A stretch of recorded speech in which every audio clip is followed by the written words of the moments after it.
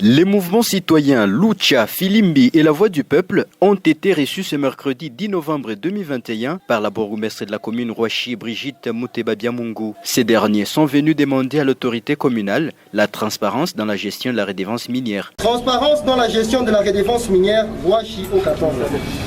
Madame le bourgmestre, nul n'a donc besoin de vous rappeler qu'avant la révision du code minier de 2002, les entités territoriales décentralisées ne bénéficiaient pas directement de la redevance minière auprès des entreprises œuvrant dans leur ressort.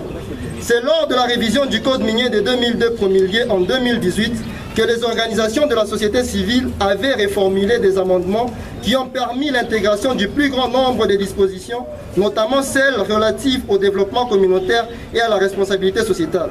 La Lucha, Filimbi et la Voix du Peuple proposent ce qui suit. Mettre à la disposition de tous les citoyens toute information liée à la gestion de la redevance minière, respecter le principe de transparence et exigeant la divulgation des montants perçus et montants dépensés en les affichant sur un tableau devant la maison communale. Mettre à la disposition de tous les plans de développement local afin de permettre à tout citoyen de s'assurer que les réalisations faites sont celles qui ont été prévues dans les plans de développement local.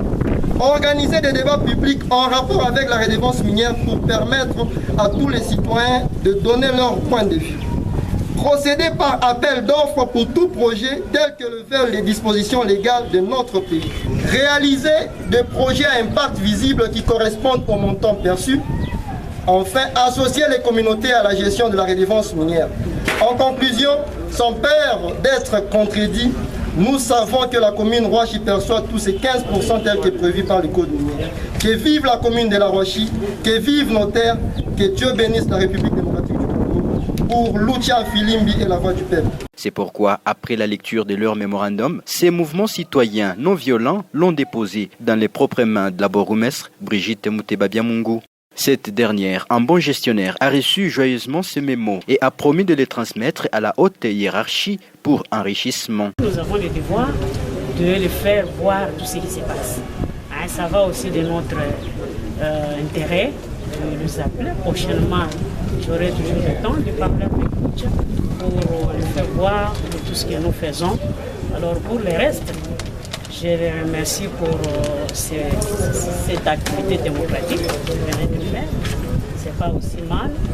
Et je vais transmettre aussi ce rapport ou bien ces mémos à notre hiérarchie. En fait, ensemble, on voit comment on peut faire part de tout ce qui est prévu. Au cours de leur échange, la numéro 1 de la commune Rouachi a révélé aux membres de ces mouvements citoyens les quelques réalisations visibles dans son entité, notamment la construction des routes, des bureaux de quartier, de la maison communale, le forage de plusieurs bornes et fontaines pour l'accès à l'eau de qualité et tant d'autres réalisations communautaires, ceci grâce à la redevance minière.